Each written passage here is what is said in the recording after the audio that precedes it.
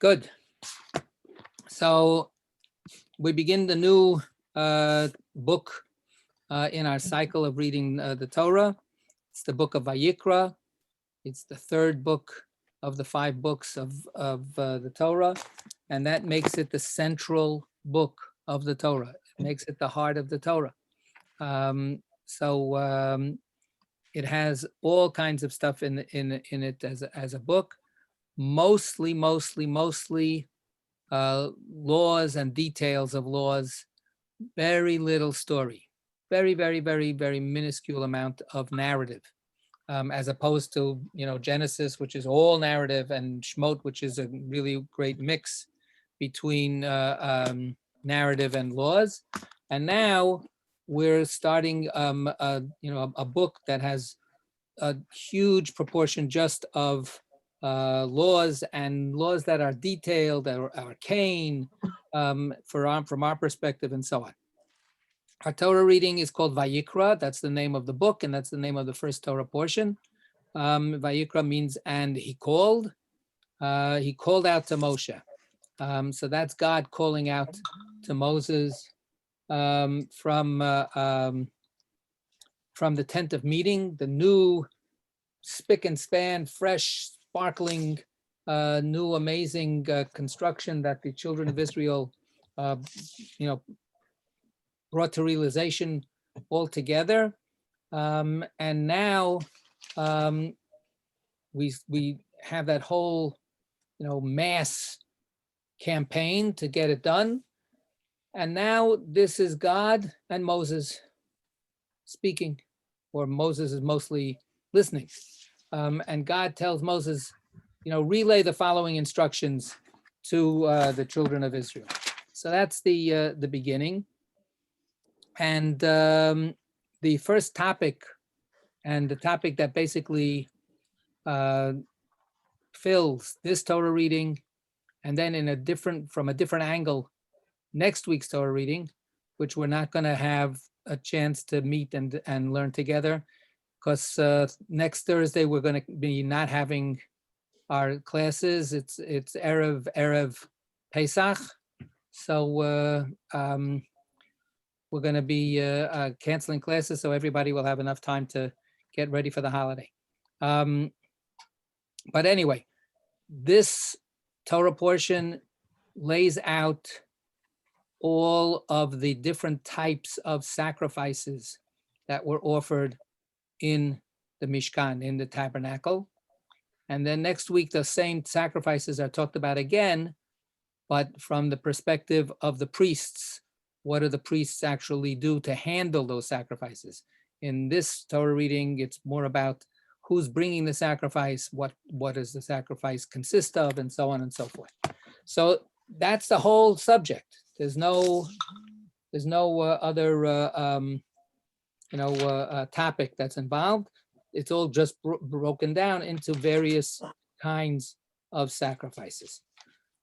So the only story part in this Torah reading is what? There is one tiny little piece of story. It's a trick question. It's right under our noses. It's the first verse and a half of the Torah reading. That's a story, right? God calls out to Moses and starts speaking to Moses. So that's something is happening, right? And then the rest of it is the content. The rest of it is the rules and regulations and so on. But that first part of the Torah reading is a little micro story, a little micro narrative. So as I like to do, I want to first open the floor to suggestions. Is there a particular part of this Torah reading that people want to focus on?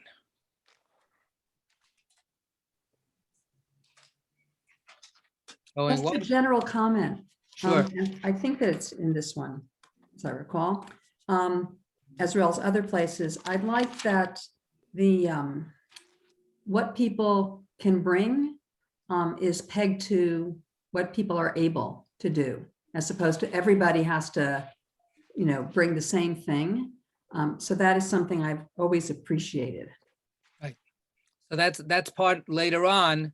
That's part of the rules for a particular kind of sacrifice. But So that's the well-being one, isn't it? I'm just trying to. it's the well-being and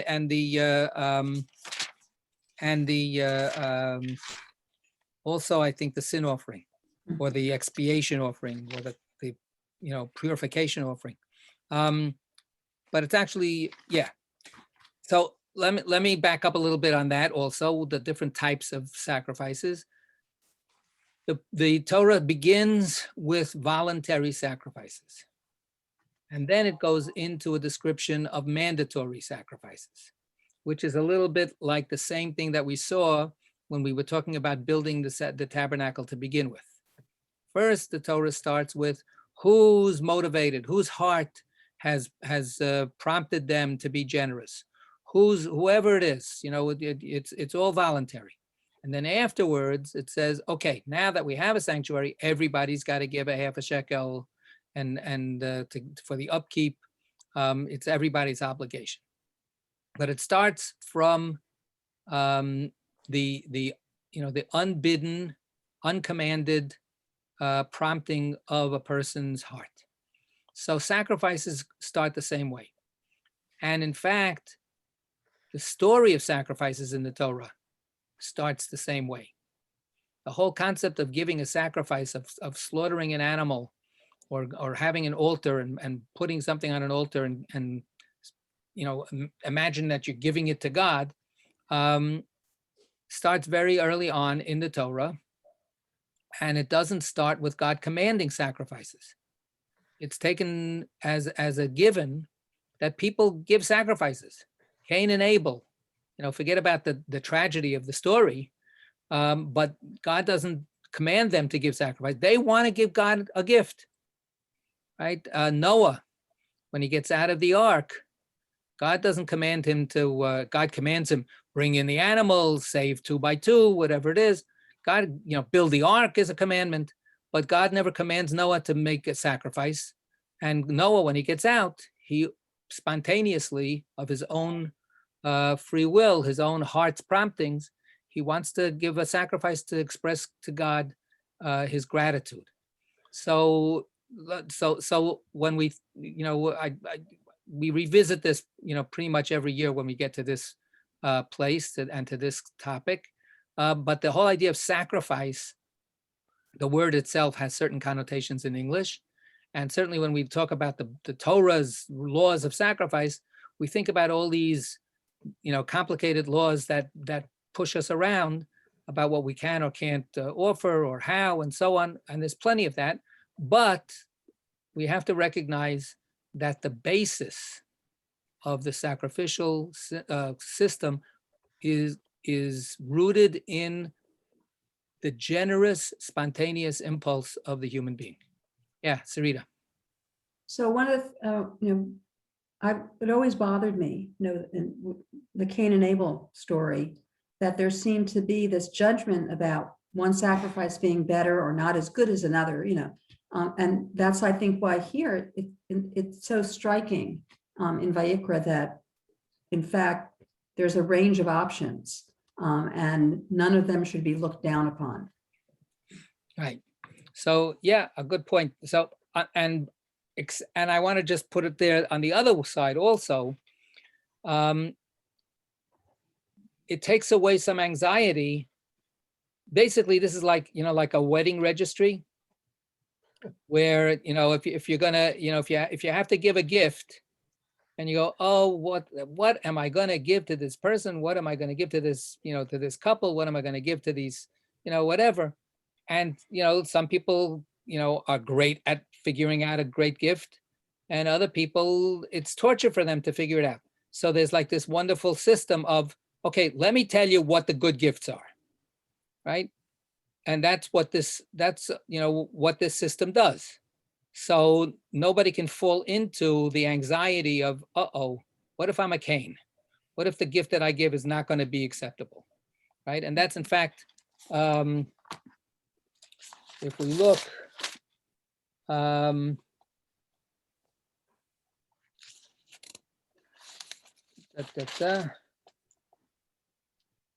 look at, well, you know what? We'll read a few verses and then we'll see what we'll take out. So let's start from the beginning, from chapter 1, verse 1, and let's read through verse 4. So 1, 2, 3, 4. Who's going to read for us? Leviticus chapter 1, verses 1, 2, 3, 4. Going once. I'll read. All right, Serena. Okay. Thank you for your heart's prompting to voluntarily do this.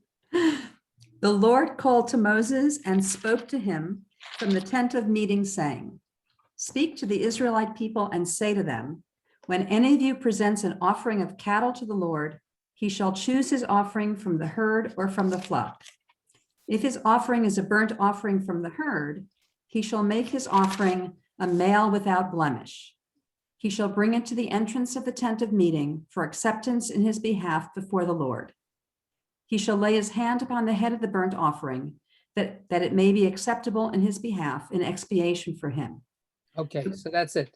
So the idea of being acceptable, right?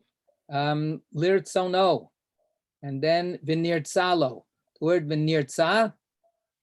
Anybody in this time of year, anybody think of that word appearing anywhere? Yeah, in the Seder. In the Seder, it's the last word of the Yeah. 15 steps of the Yeah. Seder. Kadesh, Shurchatz, Karpas, Yachatz, Magi, Ratza, Motzi, Matzah, Maror, Korech, Shulchan Orech, Safun Barech, Halel, Nirtza. Word Nirtza, it's accepted. So that word is linked here specifically and essentially to the idea of making the sacrifice, making a gift that will be pleasing, that will be wanted, that will be desired, that will be accepted. And that's the same thing with the Seder. When we think about the Seder, we think so much about, obviously in the old days, who's showing up and, do I have enough food and is there enough room at the table? And then we have the questions of what's going to make the Seder, fulfilling or interesting, or how do I, keep the kids engaged, all the different kinds of things that we think about. And they're all super, super important. They're all essentially part of the whole Seder experience. But what that last word is saying is, it's actually, the whole Seder is a gift to God. Right? When we are doing this, we're performing sacred rituals, and we're not only just directing it to each other, we're also doing this for God's sake, right? For the purpose of aligning ourselves with God's will and with God's mission for us, right? We're supposed to be having a Seder because we're supposed to keep on reminding ourselves and telling the story so that we can be strengthened and do all the good things that we need to do in this world. So nirtza. So back to this point here with the sacrifice. Yes, so this is the guarantee, right? You don't have to worry that your gift will be returned within the 30-day limit and all that kind of stuff. No. These are all really good gifts. So, you can do this stuff. I want to go back to the narrative. So we read a little bit about this, and I want to just pause a little bit. The narrative, like I said, is practically, non-existent. It's minuscule, right? But it's there, and in fact, the rabbis spent a lot of time thinking about and considering this little introductory piece. One thing that everybody notices, if we look at the Hebrew, is when we look at that first word, something is different, right? We look on page 585, right? So you need to have a Hebrew text in front of you that follows the way it's written in the Torah. The first word, The big Aleph is not in the Torah. That's, the chapter number. That doesn't count. But the first word is Vayikra, and he called. And then there's, if you can pay attention, you see that the Aleph is the last letter of Vayikra, and it's a little smaller than the rest of the letters. And then there's a little asterisk after the Aleph. The asterisk is also not in the Torah, right? It's just part of the printed note. And the asterisk is right in the fine Hebrew print under the Hebrew original, where it says Aleph Ze'ira, right? It's a smaller Aleph. That's Ze'ira is Aramaic for small. So Aleph Ze'ira, smaller Aleph, Lefinu Sachim Mikubalim, according to the accepted versions of the Torah. It's supposed to be a smaller Aleph. So that, of course, and every Torah that we have in every synagogue, as far as I know, has this. It could be 60% smaller, 30% smaller, 90% smaller, but it's always smaller, depending on the scribe. So that brings up a whole question: what the heck is going on here? But it highlights the idea that we have here a calling. And the English translation takes away a little bit of another part of the intriguing aspect of this, because in the Hebrew, the literal translation of Vayikra is, and he called. The translation is afraid that we'll get too confused by ambiguity. Who's he? So it says the Lord called. But that's not the choice that the Torah made in telling the story, and it could have been the regular Hebrew syntax. Could have been Vayikra Hashem El Moshe, right? And the Eternal called to Moses, right? And then Vayidaber Elav Lemor, and spoke to him, saying. That would be a very common way for the Torah to say that, we have umpteen zillion examples like that. But here the Torah chooses to play a little bit. And it says, and he called to Moses. And then there's a pause. And then, and the Eternal spoke to him, saying. So the identification of the speaker as God waits until the second clause.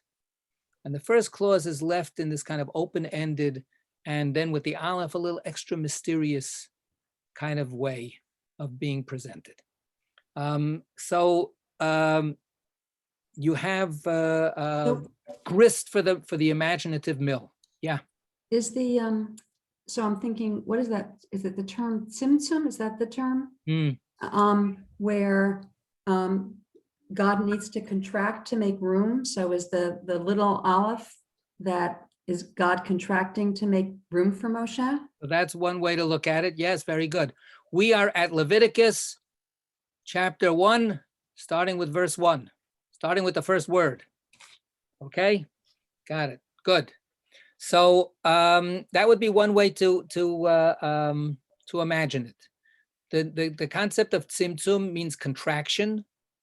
And it's a word that's used in Kabbalistic discussions about how God went about creating the world. But it was also understood in a kind of a more human way when we think of grown-ups dealing with very, very little children. And first of all, the little children are usually smaller than the grown-ups, right? Yesterday, we were on Zelda and I were on an early morning Zoom bris for her sort of, it's the daughter of her first cousin. So what does that mean? First cousin once removed, something like that. I don't know. So the daughter gave birth to a little boy. They're in Israel right now. So they Zoomed the bris. That kid, you could put like 100 of them in one of these boxes. They're very little. They're like tiny. And even if they grow, even like in the preschool, when you go into look at the little kids, they're so little, right? So what do you do when you have this little being that you have to relate to, right? Yeah. So Sarita, what are you doing? You go down, you get down on the floor to be at their level. Yeah. Right. And and when they're at the the baby level, you end up sounding just like a baby yourself. You reduce yourself, and you try to come down to some meeting place where you can talk to them in a way that they can take it in and that they can relate to you. So that would be one way to imagine what this is, that big God and little Moses, and God has to somehow make it work. The missing name of God, what's that all about? Why does the Torah choose to avoid saying the simple way of doing it, and pushes off talking, mentioning God's name for a few words, until the second clause? Why not just do it the straightforward way? Why that little extra touch? So, yeah, going once, twice, yeah. I thought is Good. You know what? I think you should mark papers more often. You're on the top of your game. I'm thinking that it accentuates Moshe, it puts the focus on Moshe rather than on God speaking. It's on Moshe being called, right? So wait a second. So that brings up another little point, right? So, yeah, okay. So it acts. Moses is the addressee, right? Why does he have to be called? How many times have we had, and the Lord spoke to Moses saying, right? What's with the calling? Why does Moses have to be called here? By the mysterious caller. Like when Moses gets a call and it says, no caller ID, right? That's what it says, right? On this verse. Yeah, Lynn. Is it because from what you gathered earlier and from what little I remember, the tent of meeting, it's new, it's all brand new. So is God establishing this as the place now where he's going to show up? He's not just going to come in your dreams or down the street or whatever. This is now his new residence of yeah. So there's this whole beginning aspect to it. And let's look at I'm noticing, I went back to the end of Pekude. Let's go to 571. Exactly. Yeah. Let's just give people the reference. 571 in the Eitz Chaim. This is Exodus. If you've got any other edition, Exodus chapter 40. Okay. And let's look at 34, 35. Right. Okay, chapter 40 of Exodus. Got it. Verses 34 and 35, almost the last verses in the book of Exodus. The cloud covered the tent of meeting, and the presence of the Lord filled the tabernacle. Moses could not enter the tent of meeting because the cloud had settled upon it, and the presence of the Lord filled the tabernacle. Okay, so that's where we're coming from. Even though this is the beginning of a new book, but this book is actually literally the middle of the Torah. So even though it's a beginning, we're actually in the middle of the story. And we're supposed to be remembering that Moses is out there and he can't get in. Right? They created this magnificent, successful campaign of bringing everybody together, arousing everybody's hearts, and then and God really actually appears. Like, it's not a failure. It's not like, oh boy, nothing happened. Is this all there is? It's like flapping in the wind in the middle of the wilderness, a bunch of dolphin skins just blowing in the wind. No, there's this amazing sense that God's presence is there. And going back to the Tzimtzum part that you mentioned before, contraction, here, God is so fully present that God has filled the entire, literally filled the entire tabernacle. Nobody can get in. It's a subway car in the middle of rush hour of the old days, right? You cannot get in. And Moses wants to get in and he can't get in. So that same God that is filling the sanctuary now says, yoo-hoo, Moses, come on in. Right?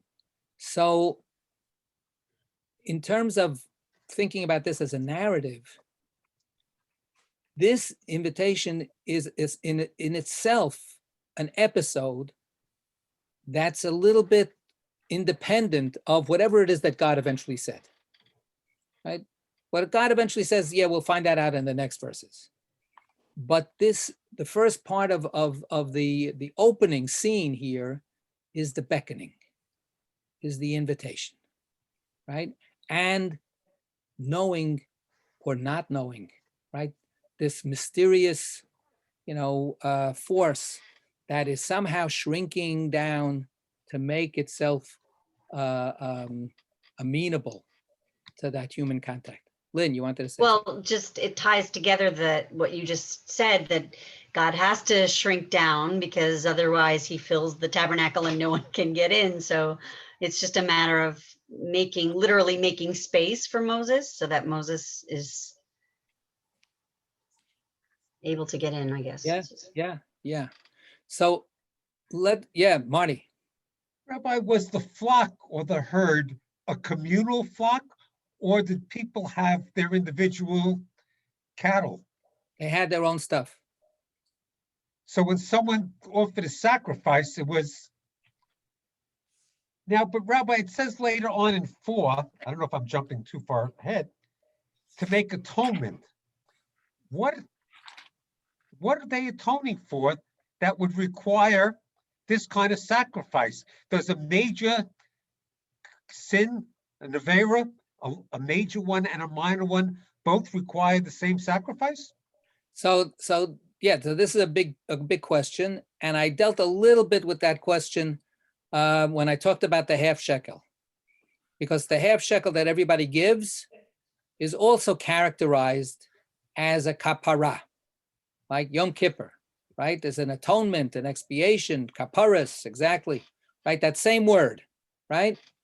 And I asked the same question there. I said, what's the sin? What's going on? And I suggested something different. And I want to suggest it here too in this context, and we'll maybe flesh it out a little bit more. The back and forth dynamic that we have between Moses and God it's not about, Moses wants to come into this sanctuary, into the Mishkan. He can't, right? He feels it's impossible. And God has to ask him to come in, right? That narrative piece is also, I would argue, true about every single human being. Every single human being at some point or other could, I'm not, presuming, could feel this oscillation between wanting to be close to God, but not being able to be.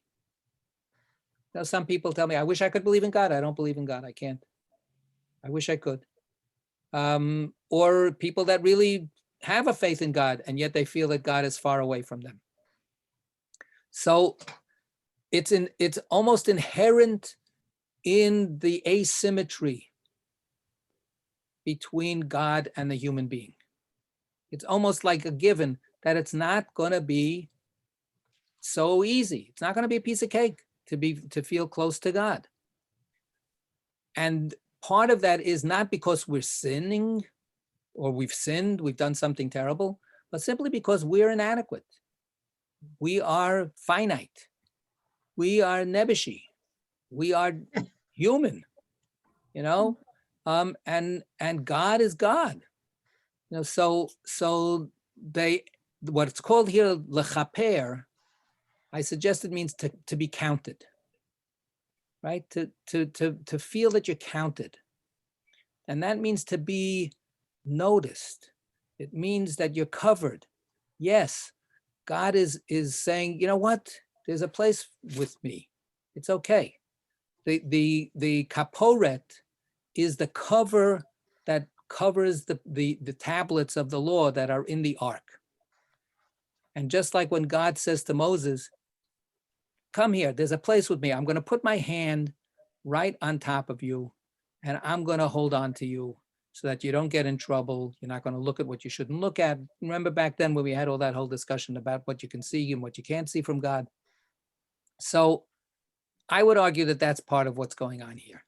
The episode gives us God and Moses, but in a larger way of thinking of it, it's all of us. I want to go back for a second. That's a lie.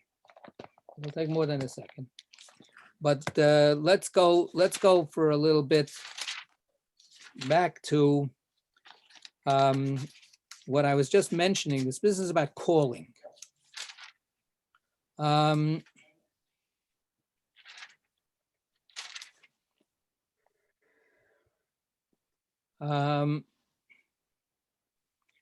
Let's turn to page 326. This is for those who don't have the Eitz Chaim. Exodus chapter 3, starting from verse 1, and we'll read through verse 4. Okay? Okay. You know what? First, we'll even do verse 5. What the heck? Throw it in. Okay? Go. Now Moses, tending the flock of his father-in-law Jethro, the priest of Midian, drove the flock into the wilderness and came to Horeb, the mountain of God. An angel of the Lord appeared to him in a blazing fire out of a bush. He gazed, and there was a bush all aflame, yet the bush was not consumed. Moses said, I must turn aside to look at this marvelous sight. Why doesn't the bush burn up? When the Lord saw that he had turned aside to look, God called to him out of the bush, Moses, Moses. He answered, here I am. And he said, do not come closer. Remove your sandals from your feet, for the place on which you stand is holy ground. Okay, so that's enough. Okay, and then God starts talking to Moses. So what do we have here? We have, and this is the first place where we have Vayikra, and God calls out to Moses, right? And it's also the same, not the same, but a parallel situation where Moses is gazing at the presence of God. In that case, it's this very symbolic, dramatic burning bush idea, right? It's not the Mishkan, but it's very similar in the sense that he's confronted with this amazing revelation of God's presence. And the translation sort of, again, fudges a little bit of the ambiguity. Moses is a little hesitant. Can I come closer or can I not come closer? Do I go over and look at this weird apparition of a bush that's burning, but it's not really burning, right? It's not being consumed. And then that's where from out of the bush, God says, oh, Moses, okay, hello. Guess what? We can talk, right? So there's this play of how close can you get, the distance that that one feels, whether it's fear or whether it's unworthiness, a sense of self, criticism, and then the invitation from God breaks that restraint. So that's I think similar to what's going on over here as well. If we just to appreciate this again a little bit more,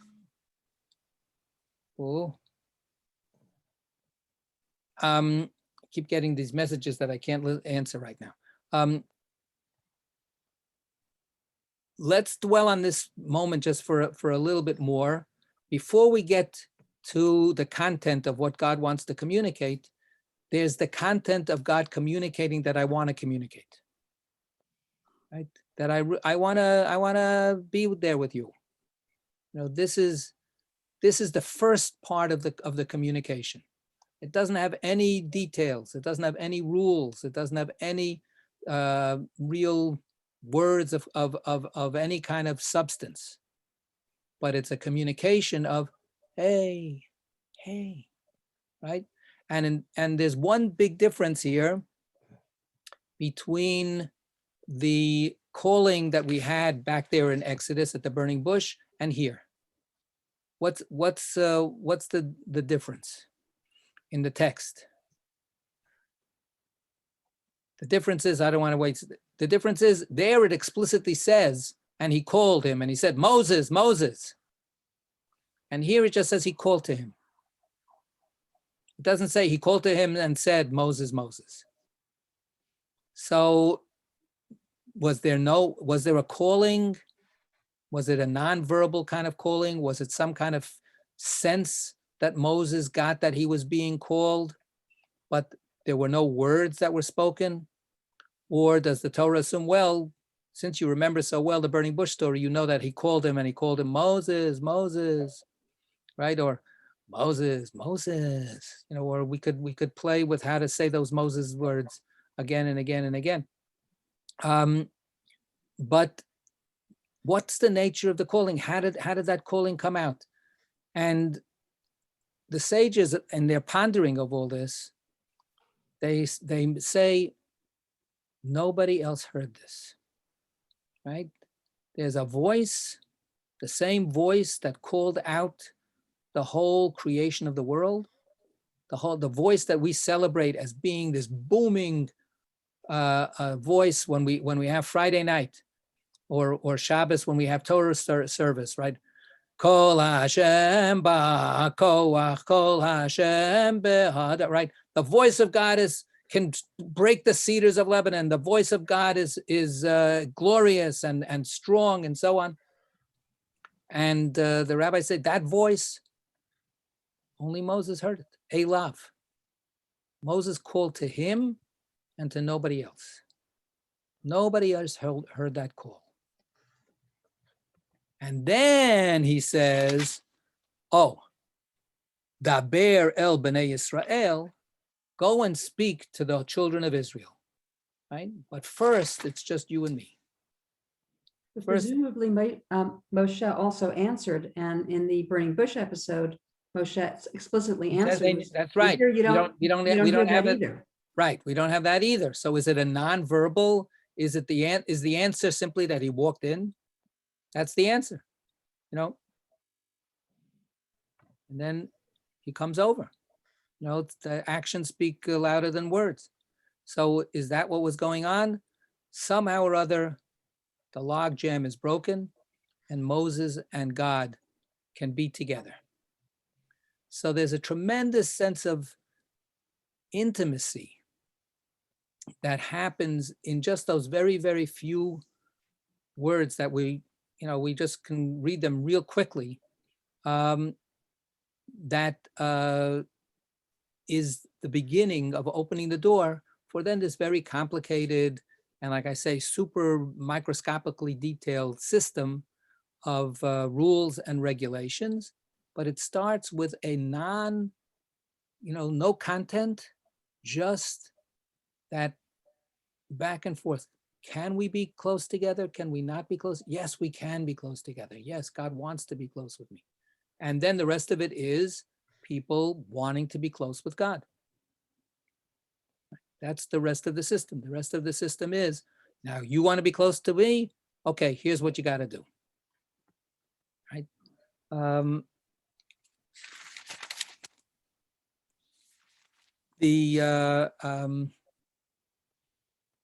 The details are, as I say, endless. What about calling out to God without the sacrifice? Could the roles be reversed? When it says Vayikra Elav, and there's no identifying pronouns, right? Well, it says Vayikra El Moshe, and then it says Vayidaber Hashem Elav. So, but when it says Vayikra, Could that Vayikra in another situation be an I called out to God, but without words? Do I need the sacrifices in order to summon God to get closer to me?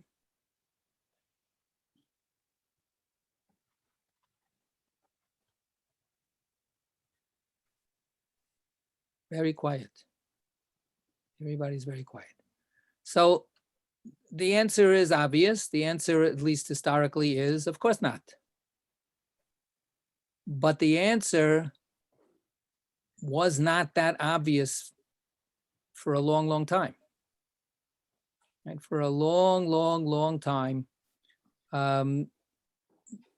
people said, we have a temple. We got to go bring those sacrifices. We got to do this. When we have the story of Samuel, for instance, the birth of Samuel, we have this woman, she's distraught. She would so much love to have a child.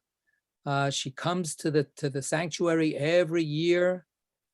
The whole family comes. There's no question. We have to come to the sanctuary. We have to bring sacrifices. And then in her misery, she comes into the sanctuary. She pours her heart out to God. And she pours her heart out without any audible expression. That's as close as we get to this Vayikra Elav, her calling out to God. And God hears her. The high priest of the time, Eli, doesn't hear a word, and he thinks that she's must be muttering drunk or something like that.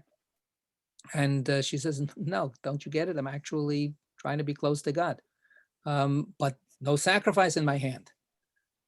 But that doesn't stop the need for sacrifice. She brings Samuel back when he's weaned and, offers sacrifice to God, including Samuel himself. Right? She gives Samuel to God, to be thankful for the fact that God answered her prayer. So for millennia, it was not that obvious that you could be close to God without any of this stuff. Right? It slowly becomes an accepted idea, so that by the time the temple is destroyed, the second temple, and again, first temple is destroyed, 586. People don't say, oh, okay, let's go figure out an alternative service. They come back 2 generations later, and they rebuild the temple and they start the sacrifices again. And it's hundreds of years later, only with the second temple's destruction, by that time, the Jewish people are ready to say, you know what? We can get close to God in a different way. Jen, what do you want to say? Oh, actually, I think you answered my question. I was wondering when Maimonides, I think, said that we needed the sacrifices more than God did. Was that shocking at that time? Like, was it, or were we already over the sacrifices? Right. So we were Maimonides, roughly speaking, let's say 1200. I think he dies 1185, whatever, or something like that. No, 1204. I'm mixed up. But he writes the guide in 1185. So he's well over 1,000 years after the temple is destroyed, and he is famous for saying, this sacrifice system is actually a concession by God to us. It's not a demand. I want to be fed every day bullocks and pigeons and pancakes, which is a little bit of what pagan mythology portrays as what happens with a sacrifice, that the gods are just ravenous and always hungry. But says Maimonides, no, God is doing us a favor. We wanted to do it. So God gave us, certain guidelines to do it in a way that we could then feel satisfied that we were doing it.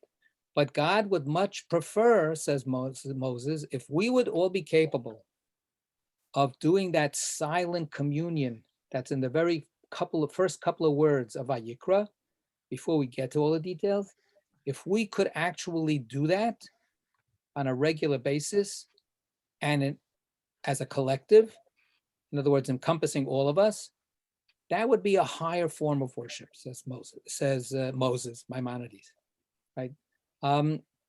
So he says that in the guide. This is the same Moses Maimonides who is the only codifier of Jewish law after the Talmud to include the detailed laws of the sacrifices as part of the enduring, eternal, binding, forever Jewish law.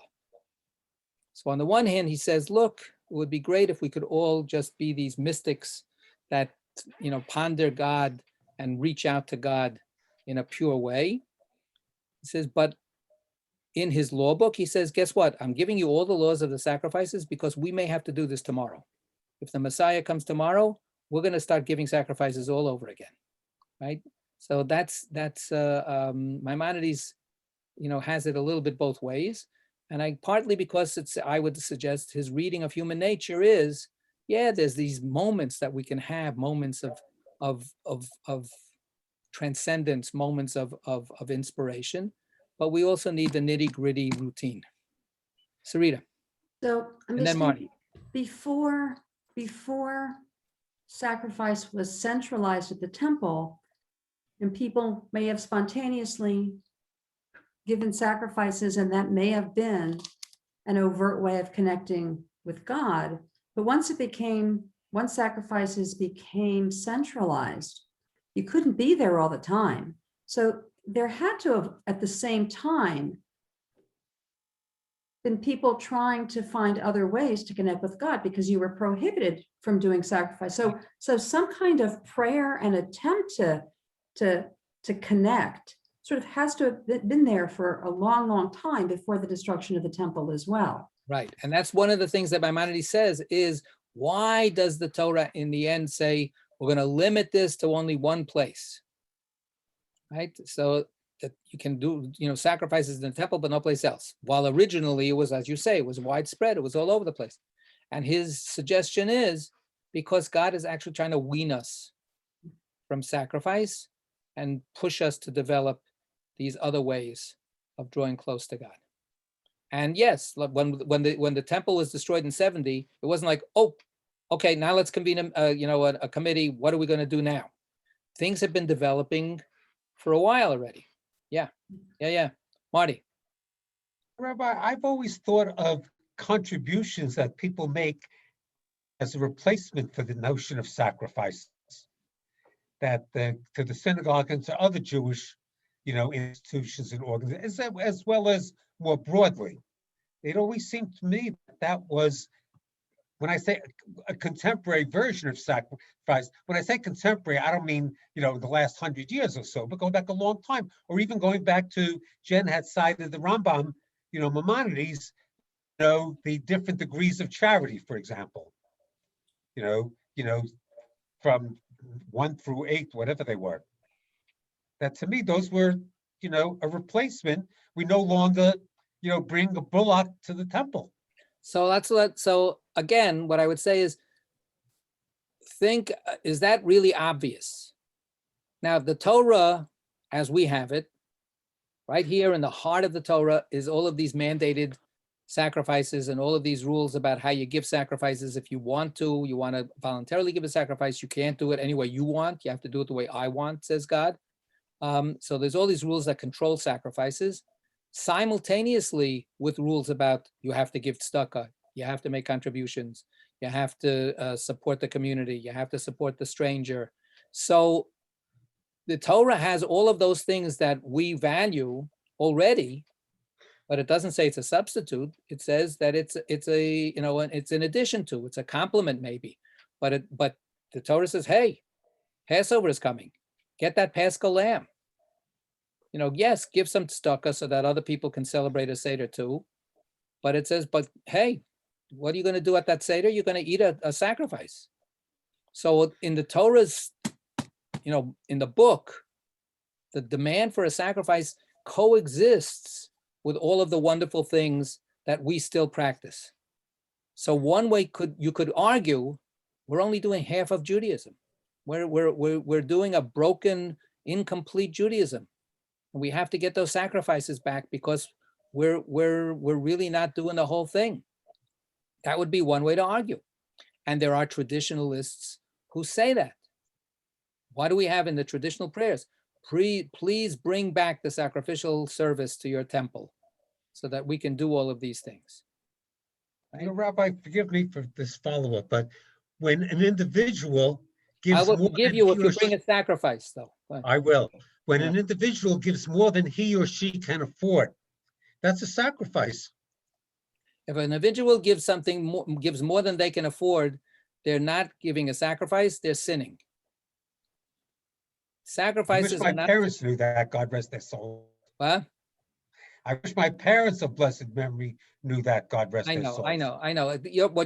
I mean, I say that to be provocative, but we are living, thanks to the legacy that you're talking about, right? We live as Jewish people, thanks to a legacy of people who poured their hearts out to be Jews, to be generous, and so on, even to the point where they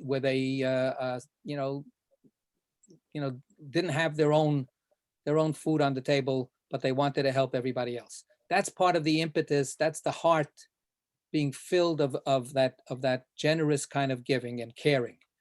I'm not denigrating that, but on a rational level, you're not supposed to impoverish yourself. You're not supposed to hurt yourself by the sacrifice. You're supposed to empower yourself by the sacrifice. You're supposed to be able to make yourself feel that you're, like I say, you count.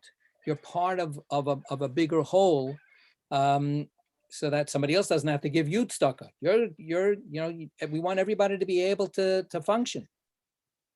So, but the argument that we can now dispense with sacrifices is a radical argument. It's not an obvious argument.